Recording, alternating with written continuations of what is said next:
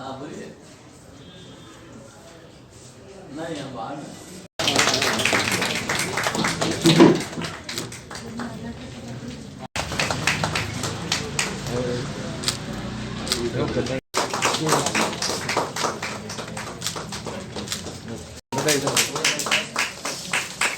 अरे यार क्या कर रहे हो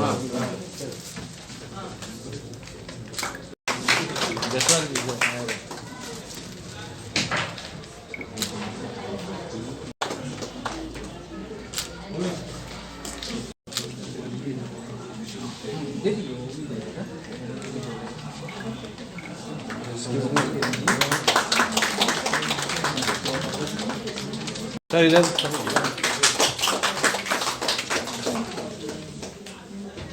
हेमंत जी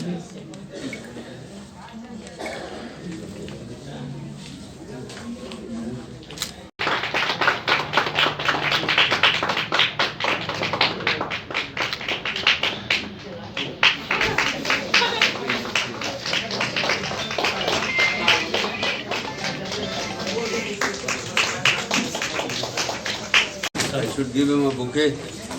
जो एक तो उतरिए और ये लाइए ना, ठीक है ना, दो तो होगा तो लाइए। Excuse me sir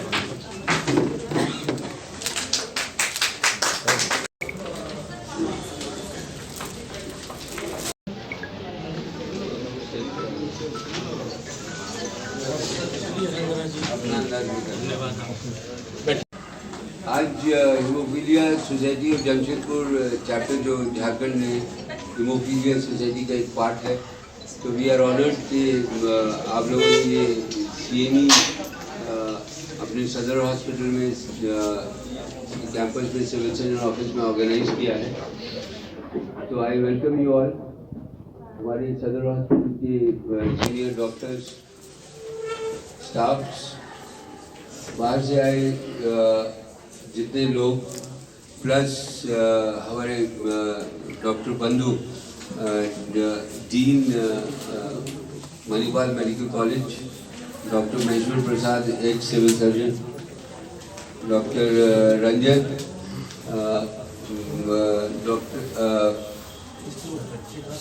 doctor Vikas, doctor Alok our DS, Santosh and Hazar ji, आप सबका स्वागत है। और साथ में जितने लोग जो फैक्टर 8 और फैक्टर 9 की वजह से होता है, और ये बहुत ही डेबिलिटेटिंग डिजीज होता है, जो अगर अर्ली डायग्नोसिस हो जाए, अर्ली अगर पता लग सके, तो डिसेबिलिटी से हम लोग उसको बचा सकते हैं, ताकि इन लोगों को आगे जो प्रॉब्लम्स होता है वो उनसे रोक सके, उस बीमारी को थोड़ा सा स्टेबलाइज कर सके, ताकि वो बीमारी का प्रोलॉन्गेशन नहीं हो और थोड़ी सी बेहतरी हो सके, थोड़ा सा अच्छा हो सके उस मरीज़ के लिए इन इस daily life.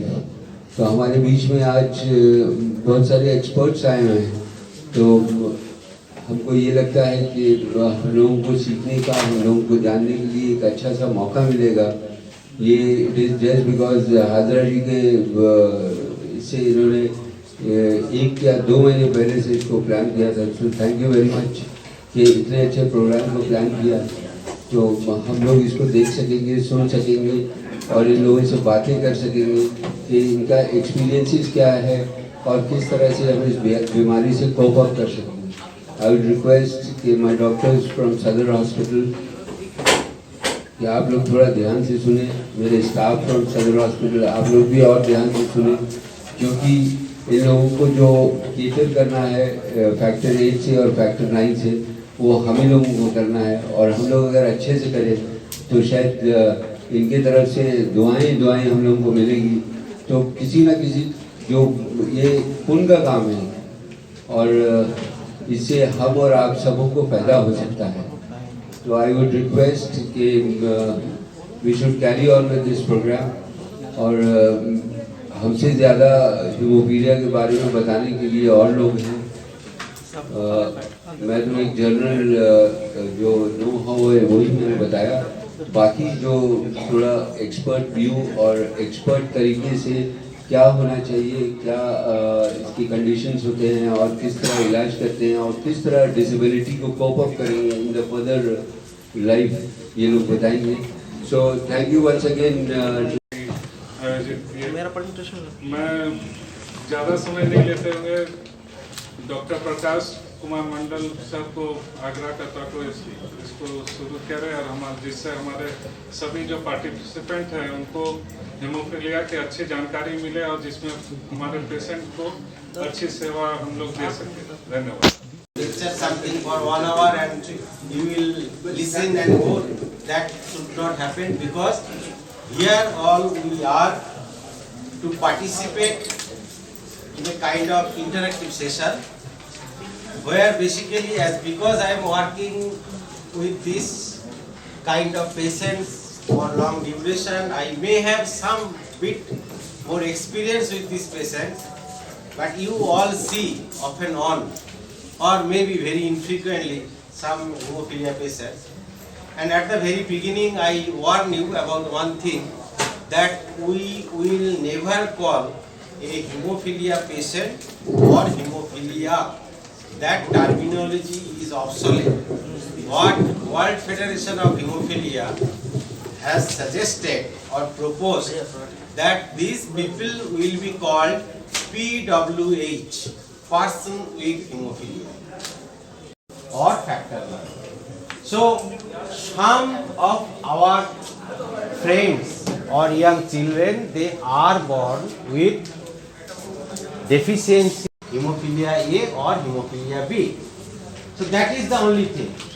If somebody is having diabetes since childhood, means insulin dependent diabetes, so we treat normal life.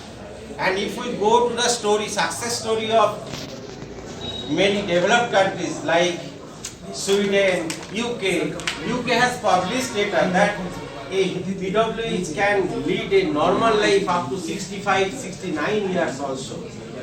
So we are now dreaming of that. It's not a dream during night sleep, it's a daydream, because we can document it. We can go for ultrasound, MRI, by that we can document, yes, there is bleed, but others are the pictures for the different types of bleeds. Usually this type of bleeding does not occur in hemophilia. So what I want to say, if you find any child with a deep-seated bleeding like a joint bleed or bleeding inside muscle, intra-abdominal abdominal pain with ultrasound report, suspected swelling with dependent on some support system.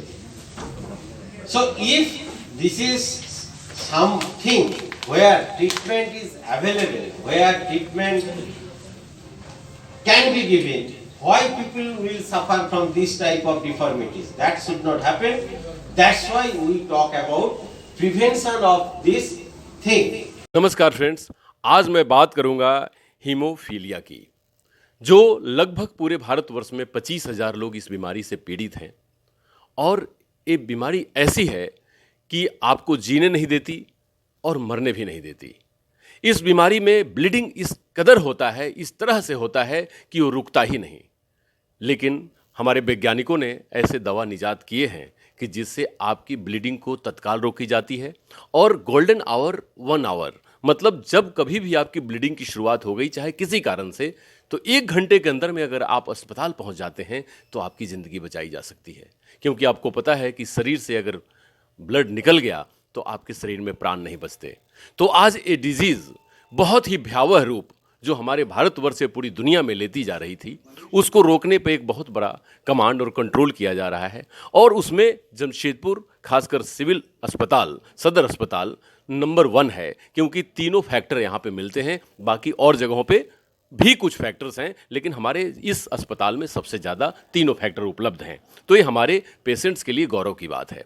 और अब मैं बात करता हूँ उन लोगों की कि जो इस बीमारी को जड़ से ख़त्म करने की एक मुहिम छेड़ी है. क्योंकि वो स्वयं पीड़ित हैं और अपनी दर्द को जानते हैं कि इस डिजीज में कितनी दर्द होती है और कितने सारे परिवार इससे तबाह होते हैं। तो मैं मिस्टर हाजरा से बात करना चाहता हूं, क्योंकि इस चैप्टर के, जमशेदपुर चैप्टर के अध्यक्ष हैं। तो मिस्टर हाजरा, ये बताइए कि आप कब से, हाँ, आप ये बताएं कि आप अपना पूरा परिचय देने के साथ कि आप कब से जुड़े हैं और यहाँ पे आपको शुरू करने के पीछे क्या कारण था। मेरा नाम सौमित्र हजरा है। मैं हेमोफीलिया सोसाइटी जमशेदपुर चैप्टर का फाउंडर और सेक्रेटरी हूँ। मैं खुद सीवियर हेमोफिलिक पेशेंट हूँ और मैं जिस टाइम में मेरा जन्म हुआ था, जन्म का 6 महीना बाद ही हमको डायग्नोसिस हुआ कलकत्ता पीजी में। मेरा नाम सौमित्र हजरा है। मैं हेमोफीलिया सोसाइटी जमशेदपुर चैप्टर का फाउंडर और सेक्रेटरी हूँ और मैं खुद एक सीवियर हेमोफिलिक पेशेंट हूँ। मैं जब छोटे थे तो यहाँ पर कोई ट्रीटमेंट का व्यवस्था नहीं था हेमोफीलिया का। मेरा पिताजी टाटा मोटर्स में नौकरी करते थे और वहाँ से रेफ़र करके टीएमएच में हमको एडमिट कर दिया जाता था। तो हेमोफीलिया है तो हमको ब्लड चढ़ा दिया जाता था, लेकिन हमको हर टाइम ब्लड का ज़रूरत नहीं, मैंने होने का ज़रूरत है। उस टाइम फैक्टर 8 जो इंजेक्शन होता है वो वाला अवेलेबल यहाँ नहीं था, बहुत दूर की बात था। तो उस टाइम में प्लाज्मा भी नहीं मिलता था, क्रायोपेसिफिटी भी नहीं मिलता था जो ब्लड बैंक से मैंने मिलता था, मैंने अभी जो तैयार हो रहा है। तो उसका चलते मेरे को बहुत बचपन, मैंने बहुत ही हमको कॉम्प्लिकेटेड इसमें लाइफ गुजरा है। पढ़ाई उड़ाई, ज़िंदगी, कॉलेज लाइफ, हर चीज़ में हमको परेशानी झेलना पड़ा। उसके बाद कलकत्ता हेमोफीलिया सोसाइटी 1980 में 81 में वहाँ पर एस्टेब्लिश हुआ, वहाँ का मेंबर बना हम। तो यहाँ जमशेदपुर से वहाँ जाते थे ट्रीटमेंट कराने के लिए, वहाँ पर भी फैक्टर 8 नहीं मिलता था। फिर वो क्रायो चढ़ाता था, उसी से ये होता था। फिर धीरे धीरे मेरे को बहुत दिक्कत होना शुरू हो गया। तो वहाँ का जो चीफ कोऑर्डिनेटर था वो बोला कि देखो जमशेदपुर एडजॉइनिंग एरिया से बहुत सारा हेमोफिलिक पेशेंट आ रहा, तुम कोशिश करो जमशेदपुर में खोलो। हम बोला हम पेशेंट होकर खोल नहीं सकेंगे। तो वो तो बोला नहीं, फिर भी कोशिश करो। फिर वो हम लोग का हेडक्वार्टर दिल्ली है, हेमोफिलिया फेडरेशन ऑफ इंडिया, उसका अंडर में हम लोग को 90 चैप्टर है, ऑल ओवर इंडिया में 90 चैप्टर। झारखंड में हम लोग 3 चैप्टर है, रांची, जमशेदपुर, धनबाद, तीनों चैप्टर यहाँ पर है, काम कर रहा है। तो फिर हम यहाँ पर अपना 5 पेशेंट से शुरुआत किया। ब्लड बैंक में हम लोग का HD बोधनमाला जी और डॉक्टर अमित मुखर्जी, सुनील मुखर्जी, VVDA का मिलके हम लोग एक कमेटी बना के वहाँ से स्टार्ट किया 1999 में 11 अप्रैल को। बस धीरे धीरे अभी बढ़ते बढ़ते हम लोग का 70 पेशेंट हो गया। उसमें फैक्टर 9 भी है, 8 सबसे ज़्यादा है, उसमें 9 और वायलिन बंड का 3 पेशेंट है, वो भी लड़की वायलिन का। तो अभी बहुत सारा पेशेंट आना शुरू हो गया। अभी हर महीना में 3 ठो 4 ठो करके ऐड होते ही रहता है। अभी भी पिछला महीना मेरे पास 4 पेशेंट आया था, उसमें 2 फैक्टर 9 का था और 2 फैक्टर 8 का था। उसका पिछले महीना में एक लड़की, मैंने हेमोफीलिया का ही सिम्टम्स था, तो यहीं पर लोकल जांच किया था किसी लैब से, तो उसको फैक्टर 8 दिखाया था, इतना परसेंटेज है बोल के। लेकिन हमको सस्पेक्ट लग रहा है कि वो वायलिन नहीं निकलेगा। तो उसको जब मेंस शुरू हुआ, इतना हेवी ब्लीडिंग सीरियस हो गया, जैसे तैसे उसको क्रायोपेसिफिटी चढ़ा के इसको स्टेबल कंडीशन करके फिर उसको CMC वेलोर भेजा। तो वहाँ से डायग्नोसिस करके जब आया तो वायलिन भी निकला वो लड़की। तो आज हम लोग बना के वहाँ से स्टार्ट किया 1999 में 11 अप्रैल को। बस धीरे धीरे अभी बढ़ते बढ़ते हम लोग का 70 पेशेंट हो गया। उसमें फैक्टर 9 भी है, 8 सबसे ज़्यादा है, उसमें 9 और वायलिन बंड का 3 पेशेंट है, वो भी लड़की वायलिन का। तो अभी बहुत सारा पेशेंट आना शुरू हो गया। अभी हर महीना में 3 ठो 4 ठो करके ऐड होते ही रहता है। अभी भी पिछला महीना मेरे पास 4 पेशेंट आया था, उसमें 2 फैक्टर 9 का था और 2 फैक्टर 8 का था। उसका पिछले महीना में एक लड़की, मैंने हेमोफीलिया का ही सिम्टम्स था, तो यहीं पर लोकल जांच किया था किसी लैब से, तो उसको फैक्टर 8 दिखाया था, इतना परसेंटेज है बोल के। लेकिन हमको सस्पेक्ट लग रहा है कि वो वायलिन नहीं निकलेगा। तो उसको जब मेंस शुरू हुआ, इतना हेवी ब्लीडिंग सीरियस हो गया, जैसे तैसे उसको क्रायोपेसिफिटी चढ़ा के इसको स्टेबल कंडीशन करके फिर उसको CMC वेलोर भेजा। तो वहाँ से डायग्नोसिस करके जब आया तो वायलिन भी निकला वो लड़की। तो आज हम लोग का यहाँ सोसाइटी है बोल के हम लोग कितना अवेयरनेस कर रहे हैं बोल के, सब पेशेंट ब्लड बैंक से, टाटा मेन हॉस्पिटल से, टाटा मोटर हॉस्पिटल से, इवन कि जो नहीं जानता कहीं भी वेलोर में गया है हॉस्पिटल में कि एइम में जा रहा है, तो वो लोग जानता है तो हाँ जमशेदपुर में सोसाइटी है, आप लोग वहाँ जाके जुड़ जाइए। तो अभी क्या पेशेंट को उतना इधर उधर भागने का ज़रूरत नहीं होता। हम लोग जैसे ही देखते हैं पेशेंट को सस्पेक्ट लगते हैं, हम लोग सही गाइडलाइंस देते हैं, सही गाइडलाइंस से वो लोग काम करते हैं, फिर डायग्नोसिस कराने के बाद उसको हम लोग अपना सोसाइटी में जोड़ लेते हैं, रजिस्ट्रेशन करा लेते हैं। मिस्टर हाजरा, आपको यहाँ पर कैसे कैसे लोगों की मदद मिलती है? आपको अपने सोसाइटी को गवर्न करने के लिए, रन करने के लिए कैसे कैसे लोगों की मदद मिलती है और क्या क्या आपको मदद मिल रही है? जैसे सबसे बड़ा देखिए हेमोफीलिया का क्या है, ट्रीटमेंट, इसको ट्रीटमेंट, तो इसीलिए हम लोग को डॉक्टर कम्युनिटी के साथ ज़्यादा हमको जुड़े रहना पड़ता है। तो इसीलिए डिस्ट्रिक्ट सदर अस्पताल हम लोग को बहुत ज़्यादा सपोर्ट कर रहा है इसमें। जब से हम माने 2014 से पे ये सब लगे हुए हैं गवर्नमेंट का साथ, ये सब लॉबी करके, तो 2018 में haemophilia day care centre establish हुआ उधर में। उस टाइम में डॉक्टर महेश्वर प्रसाद जी थे सिविल सर्जन, और निधि खेरे मैम थे हेल्थ प्रिंसिपल सेक्रेटरी। उनका मदद से हम लोग को यहाँ पर डे केयर सेंटर दिया गया है 6 बेड का, और वहाँ पर ऑफिस भी है, सुंदर डे केयर सेंटर है, और फैक्टर अवेलेबल है। पेशेंट लोग नीचे पर्ची कटाता है, ओपीडी में डॉक्टर को दिखाता है, जितना जिसका बॉडी वेट का हिसाब से जितना उसको डोज लगेगा उस हिसाब से फिर डे केयर में जाते हैं। डे केयर में सिस्टर है, हम लोग ट्रेनिंग करके रखे हुए उनको, तो उस हिसाब से फैक्टर इंजेक्शन देते हैं, तो वो लोग लगाता है, उसको आराम मिल जाता है। Now you are feeling very better और वेल? यस, पहले से तो बहुत बहुत बहुत बेटर है, क्योंकि हम लोग का एक ही ट्रीटमेंट है, फैक्टर ट्रांसफ्यूजन, जो Yeah. उपलब्ध है जमशेद? हाँ, जो अभी जमशेदपुर में उपलब्ध है। पहले ये उपलब्ध नहीं था, तो उसका सब्स्टिट्यूट था प्लाज्मा हेमोफीलिया प्रिंसिपल सेक्रेटरी। उनका मदद से हम लोग को यहाँ पर डे केयर सेंटर दिया गया है 6 बेड का, और वहाँ पर ऑफिस भी है, सुंदर डे केयर सेंटर है, और फैक्टर अवेलेबल है। पेशेंट लोग नीचे पर्ची कटाता है, ओपीडी में डॉक्टर को दिखाता है, जितना जिसका बॉडी वेट का हिसाब से जितना उसको डोज लगेगा उस हिसाब से फिर डे केयर में जाते हैं। डे केयर में सिस्टर है, हम लोग ट्रेनिंग करके रखे हुए उनको, तो उस हिसाब से फैक्टर इंजेक्शन देते हैं, तो वो लोग लगाता है, उसको आराम मिल जाता है। Now you are feeling very better और वेल? यस, पहले से तो बहुत बहुत बहुत बेटर है, क्योंकि हम लोग का एक ही ट्रीटमेंट है, फैक्टर ट्रांसफ्यूजन, जो Yeah. उपलब्ध है जमशेद? हाँ, जो अभी जमशेदपुर में उपलब्ध है। पहले ये उपलब्ध नहीं था, तो उसका सब्स्टिट्यूट था प्लाज्मा हेमोफीलिया 9 को प्लाज्मा दिया जाता था एफएफपी, और फैक्टर 8 को दिया जाता है क्रायोपेसिपिटी। तो वो लेने से क्या होता ना, कभी कभी बाई प्रोडक्ट में क्या, वो सब प्रोडक्ट में हम लोग को हेपेटाइटिस, HIV ये सब होने का बहुत ज़्यादा चांसेस रहता है। तो फैक्टर ट्रांसफ्यूजन में क्या होगा ना, फैक्टर 8 इंजेक्शन जो होता है उसमें ये सब हम लोग को सेफ साइड रखता है। अभी पहले प्लाज्मा ड्राइव आता है, अभी जो हम लोग को मिल रहा है रिकम्बिनेंट वाला मिल रहा है, और अच्छा हायर ग्रेड का फैक्टर 8 मिल रहा है, कि पेशेंट को एक तो हेमोफीलिया है, ऊपर से अगर HIV हेपेटाइटिस हो जाएगा तो और दिक्कत बढ़ जाएगा। तो रिकम्बिनेंट फैक्टर में क्या हो, उस सबको घटा दिया है, उसमें एल्बुमिन प्लाज्मा वो सब नहीं है, वो सिंथेटिक ही इसमें हो रहा है। उसका भी अपग्रेड और आया है HL, तो वो लेने से 1 हफ्ता रहेगा शरीर में। फैक्टर 9 लीजिएगा तो 20 दिन शरीर में रहेगा। तो जितना दिन जा रहा है, जितना हम लोग सोसाइटी के ऊपर काम कर रहे हैं, सदर अस्पताल का जितना भी डॉक्टर है सपोर्ट कर रहा है, तो हम लोग को दिन पर दिन और एक बाय स्टेप बढ़ रहा है। हाँ, कैरियर डिटेक्शन अभी हम लोग चालू कर दिए हैं, बाहर में भेजते हैं, प्रीनेटल डायग्नोसिस। इसके लिए क्या है, जब कोई भी पेशेंट का बहन, उसका चांसेस रहता है पूरा कैरियर होने का, तो वो शादी करने के बाद उसका बच्चे का हेमोफीलिया होने का चांसेस रहता है। तो पहले से हम कैरियर डिटेक्शन करा लेते हैं, वो कैरियर नहीं रहेगा, आराम से शादी करके अपना बच्चा पैदा कर सकता है, उसमें कोई दिक्कत नहीं है। जो अगर मान लीजिए कैरियर है, उसका प्रेगनेंसी टाइम में हम लोग प्रीनेटल डायग्नोसिस कराते हैं CMC वेलोर में KEM से, तो उसमें बच्चे को पता चल जाता है जो पेट में बच्चा है वो हेमोफिलिक है कि नहीं है। अगर है तो वहाँ पर बेबी इज अफेक्टेड बोल के लिख देता है, तो हस्बैंड वाइफ का कंसर्न से अपना एवर्सन करा सकते हैं। हम लोग नहीं चाह रहे कि और हेमोफिलिक बच्चा पैदा होके फिर और उसको कष्ट झेले, उसका साथ पूरा फैमिली उसका इन्वॉल्व हो जाए, क्योंकि बहुत पैथेटिक होता है। क्योंकि मैं खुद हेमोफिलिक पेशेंट हूँ, एक लाइफ फैमिली कैसे बर्बाद हो जाता है हम खुद देखते हैं इसे। मिस्टर हाजरा, आपने बड़ा काम किया है। अब हमारे बीच एक ऐसे मेहमान हैं कि जो स्वयं इस बात को टेक्निकली बहुत अच्छे तरीके से हैंडल कर रहे हैं और काफ़ी दूर से आए हैं, बेंगलोर से आए हैं। और आप अपने परिचय बताने के साथ सबसे पहले ये कहें कि ये आप इस डिजीज़ से आप कितने जुड़े हुए हैं? आप मेरा नाम डॉक्टर रंजन है, मैं कर्नाटक से हूँ, बेंगलुरु पे काम करता हूँ। लास्ट 3 इयर्स मैं हीमोफीलिया में काम कर रहा हूँ, रिसर्च वगैरह वो बहुत सा काम कर में अभी झारखंड आया हूँ और शॉर्ट लेक्चर देने के लिए।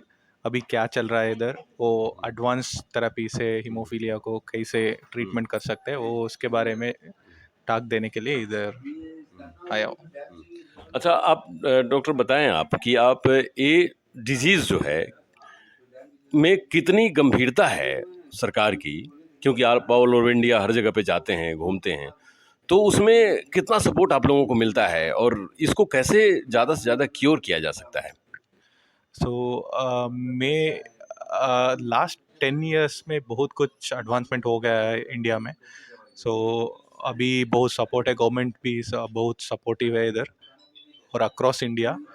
सो हमारा पेशेंट, हीमोफीलिया पेशेंट्स भी बहुत कुछ अच्छा सा एजुकेशन और ऑक्यूपेशन और job, just like any other normal individual, they are also doing really good. So we should be really grateful, and maybe in future also हमारा गवर्नमेंट इसी तरह से सपोर्ट करने के लिए मैं कोशिश करता हूँ।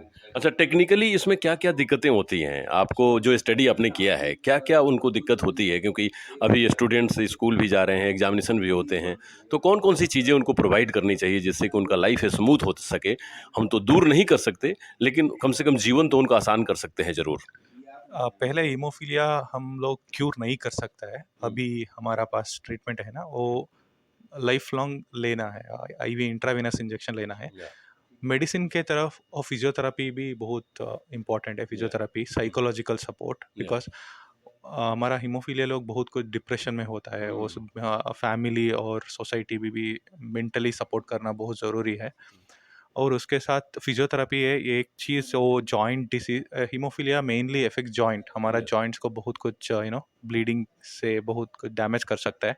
इसलिए फिजियोथेरेपी बहुत इंटेग्रल पार्ट है हीमोफीलिया ट्रीट करने में। सो मंथली वंस और 2-3 monthly once they should take physiotherapy, और फैमिली सपोर्ट बहुत ज़रूरी है। इम्पोर्टेंट है। अच्छा, अभी अमेरिका में एक बड़ी रिसर्च हुई है जिसमें एक जो दवा निकली है कि जो कि काफ़ी कॉस्टली है, करीब 25 या 27 करोड़ की है। क्या उसके बारे में आप कुछ बताना चाहेंगे? सो रिसर्च बहुत वेग से चल रहा है। अभी अमेरिका में लास्ट वीक 27 करोड़ का एक इंजेक्शन निकला है, जी। वो परमानेंट। और उसके साथ फिजियोथेरेपी है, ये एक चीज़, वो joint disease, haemophilia mainly effect joint, हमारा जॉइंट्स को बहुत कुछ ब्लीडिंग से बहुत कुछ डैमेज कर सकता है। इसलिए फिजियोथेरेपी बहुत इंटेग्रल पार्ट है हीमोफीलिया ट्रीट करने में। सो मंथली वंस और 2-3 monthly once they should take physiotherapy, और फैमिली सपोर्ट बहुत ज़रूरी है। इम्पोर्टेंट है। अच्छा, अभी अमेरिका में एक बड़ी रिसर्च हुई है जिसमें एक जो दवा निकली है कि जो कि काफ़ी कॉस्टली है, करीब 25 या 27 करोड़ की है। क्या उसके बारे में आप कुछ बताना चाहेंगे? सो रिसर्च बहुत वेग से चल रहा है। अभी अमेरिका में लास्ट वीक 27 करोड़ का एक इंजेक्शन निकला है, जी। वो परमानेंट क्यूर बोल रहा है वो लोग। सो बहुत कॉस्टली है, इसीलिए वो इंजेक्शन इंडिया में आने के लिए 30-40 इयर्स हो सकता है। या So it is not affordable for Indians right now. And also, after paying 27 crores, they will also not give you a guarantee that lifelong it will help you. They will give you a guarantee of 6 to 7 years or maybe 8 years. वो gene हमारा body में expression होता है, उस 7 to 8 years after they can't give you guarantee. So that's why gene therapy maybe it takes another 30-40 years to establish in India at least. Okay, doctor आप ये बताएं अब लास्ट क्वेश्चन कि प्रिवेंशन के लिए आप क्या सजेस्ट करना चाहेंगे? प्रिवेंशन ऐसे प्रीनेटल डायग्नोसिस करना है हीमोफीलिया के लिए, like father is haemophilic, definitely before his wife conceives, वो प्रीनेटल डायग्नोसिस करना बहुत बहुत ज़रूरी है। ओ एंड एक और ये जेनेटिक डिसीज है ना, इसलिए रिलेटिव्स के अंदर मैरिज थोड़ा अवॉइड करो, because 70% this is the most common reason across India that we see. Not only hemophilia, there are other conditions like thalassemia, sickle cell anemia, और बहुत कुछ ब्लड डिसऑर्डर्स, ब्लीडिंग और ब्लड डिसऑर्डर्स का कारण, मुख्य कारण वो इन क्लोज रिलेटिव्स का मैरिज।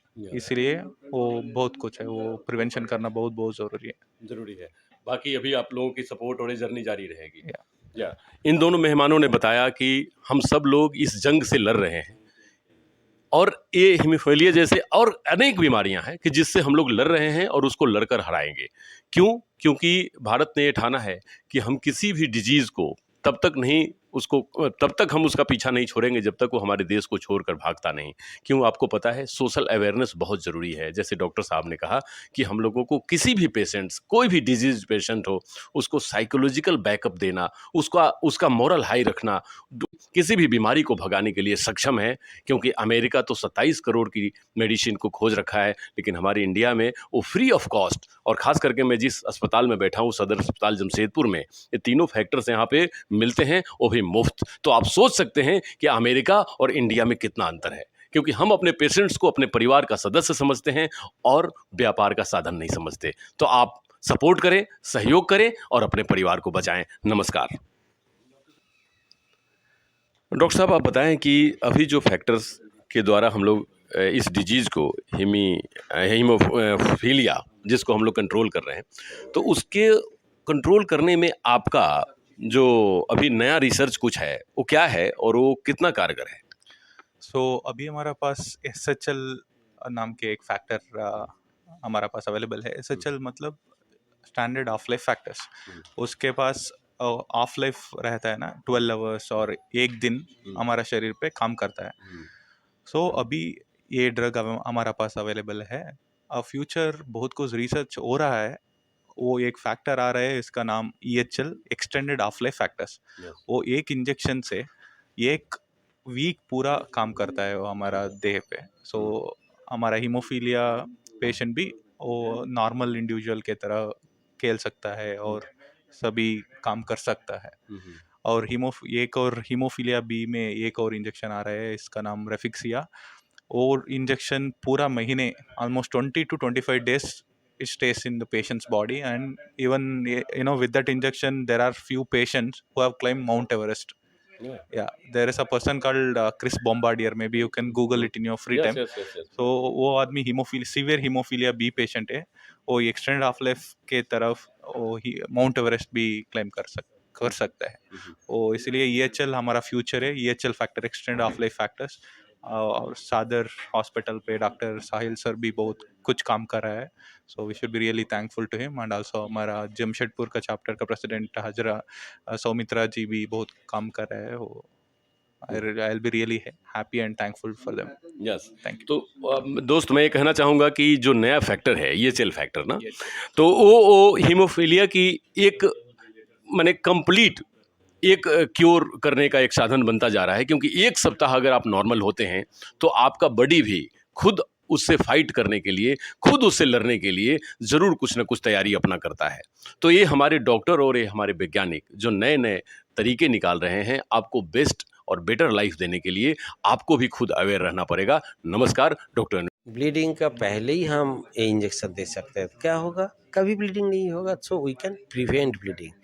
सो उसको क्या बोलता है, प्रोफाइलैक्सिस बोलता है। प्रोफाइलैक्सिस कैसे देना है, जब पेशेंट को ये फैक्टर सप्लीमेंट देता है, आज देता है तो काल परसों 2 दिन 3 दिन उसको ब्लीडिंग नहीं होता है। ऐसे डिज़ाइन करके हम कुछ फैक्टर है जिसको वीक में 2 दिन दे सकते हैं। कुछ अभी तो बहुत एडवांस फैक्टर आ गया नया वाला, जो लॉन्ग एक्टिंग फैक्टर पिगाइलेटेड वाला फैक्टर है, और बहुत सारा फैक्टर्स है जो लॉन्ग एक्टिंग फैक्टर्स होता है।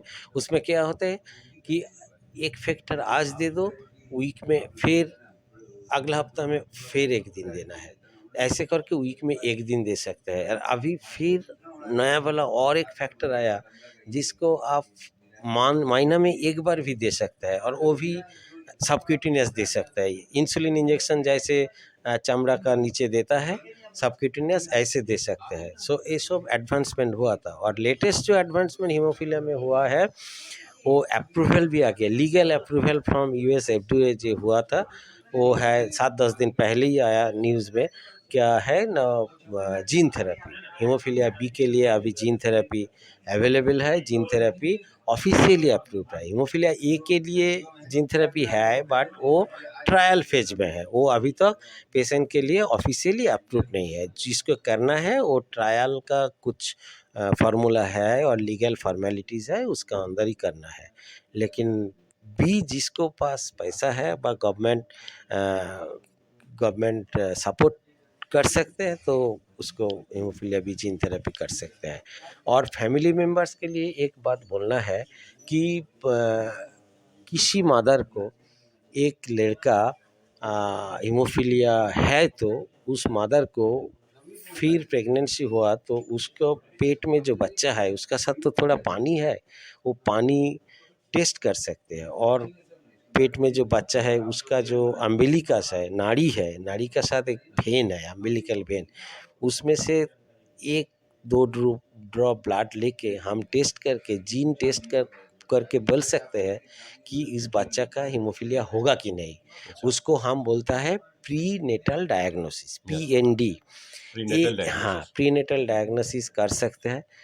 कोई बच्चा है, पॉसिबिलिटी है हीमोफीलिया है कि तो उसको डिस्कार्ड कर सकते हैं, MTP कर सकते हैं।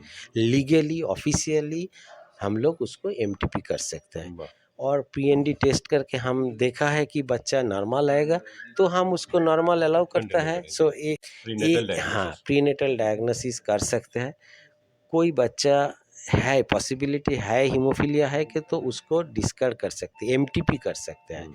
लीगली ऑफिशियली हम लोग उसको MTP कर सकते हैं। और PND टेस्ट करके हम देखा है कि बच्चा नॉर्मल आएगा तो हम उसको नॉर्मल अलाउ करता है। सो ये पॉसिबिलिटी है, ये एक बात है।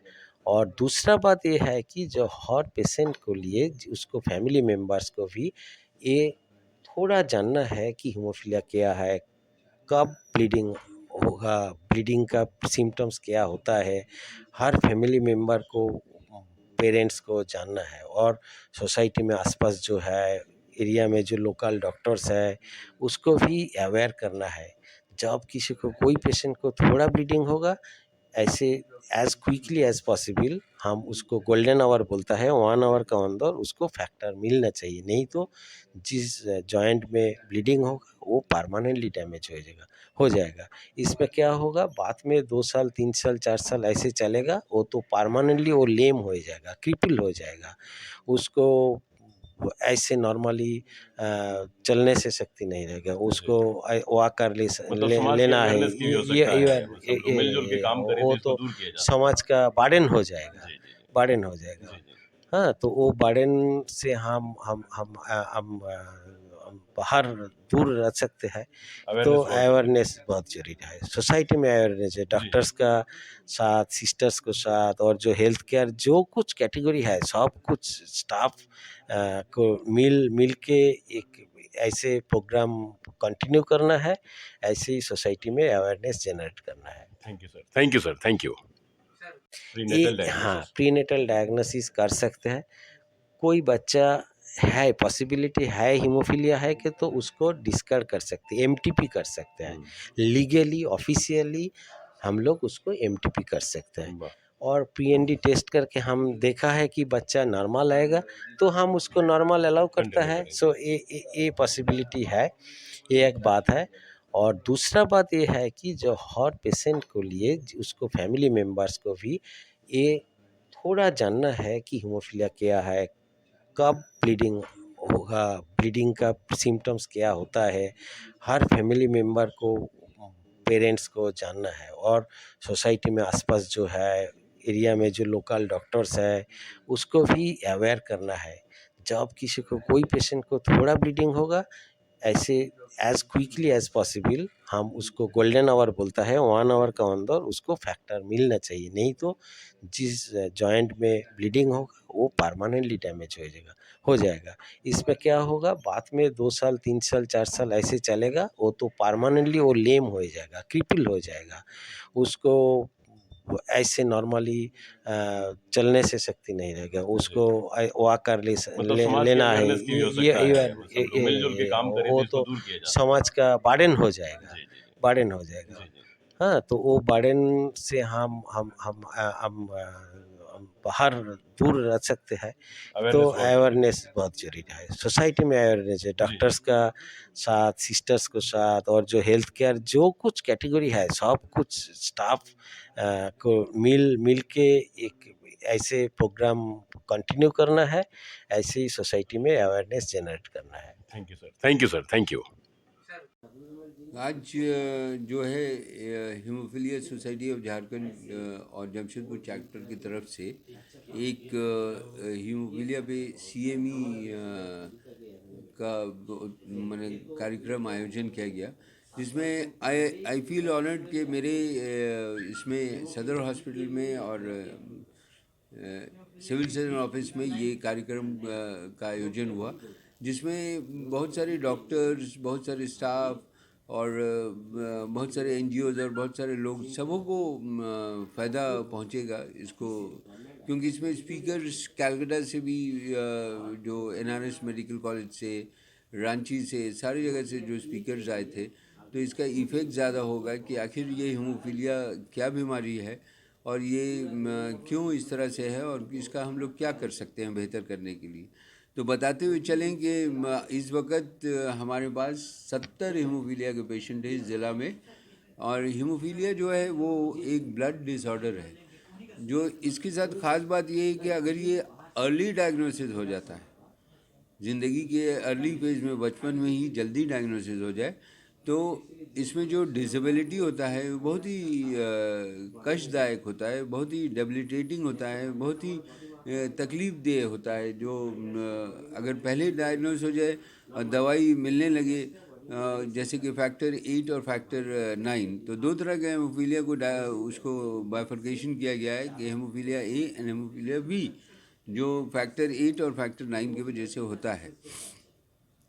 ये भी आपको बता दें कि Sadar hospital is the only hospital यहाँ पर जहाँ पर we give both the factor 8 और फैक्टर 9 दोनों हम लोग देते हैं, और दोनों जो है वो फ्री ऑफ कॉस्ट देते हैं, और हमारा डे केयर सेंटर में मिलता है। हमारे पास डे केयर सेंटर है, that is functioning in the Sadar hospital और डिस्ट्रिक्ट हॉस्पिटल, जो हम लोग free of cost supply, and we feel happy कि हम लोग कोशिश करते हैं कि ये दवा हर वक्त हम लोग के पास उपलब्ध हो, ताकि ऐसे लोगों को हम दे सकें, ताकि आगे जाके इन लोगों को वो जो एक परेशानी होती है, एक डेबिलिटेटिंग डिसऑर्डर में वो बदल जाता है, उनको तकलीफ़ दे, जो डिफॉर्मिटीज़ हो सकती है वो नहीं हो, और उससे हम लोग बचा पाएँ। क्योंकि ये बीमारी ठीक तो नहीं होती है, लेकिन कोशिश हम लोग करते हैं कि we should give them free of cost. बड़े बड़े मुल्क में भी दवाइयाँ मिलती हैं, और वो लोग उस दवा को हज़ारों और लाखों रुपए में बेचते हैं और पब्लिक को देते हैं। हम लोग हैं जो भारतवर्ष में, ऐसा भी है कि हम लोग ही हैं जो भारत के लोग जो अपने लोगों का ख्याल रखते हैं और इसको फ्री ऑफ कॉस्ट दवा देने की कोशिश करते हैं। ये भी एक सरकार की योजना है, और ये सरकार की योजना को अगर हम धरातल तक पहुंचा पाएँ तो इससे बेहतर हमारे लिए कुछ नहीं हो सकता। तो हम चाहेंगे कि हर इंसान जो अभी इस वक्त जो 70 लोग जो हीमोफीलिया से ग्रसित हैं, उनको फैक्टर 8 और 9 जो हमारे पास उपलब्ध है वो उनको मिलता रहे, और ये जो सरकार की योजना है वो धरातल तक पहुँचे, ताकि it's a very good thought, it is a very good एक इंसेंटिव टू द पीपल है कि जो लगेगा कि हाँ ये कोई काम हो रहा है, और ये सिर्फ हमारे सदर हॉस्पिटल में है, और कोशिश करेंगे कि हम ज़्यादा से ज़्यादा लोगों को जो है ये दे सकें और उनको मदद कर सकें।